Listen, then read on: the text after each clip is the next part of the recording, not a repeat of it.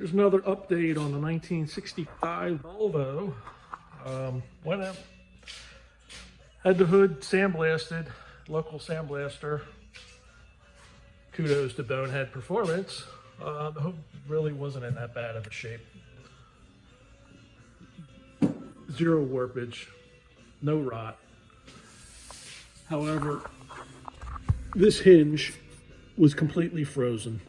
So every time you were opening and closing the hood, the hinge actually wasn't actuating. It was the hood was buckling, and yeah, that's not good. So 60 bucks. I had to get a new hinge.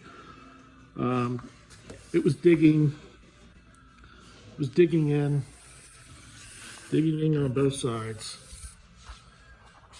I added 1/8 inch stiffener plates welded to the hood and to the brace.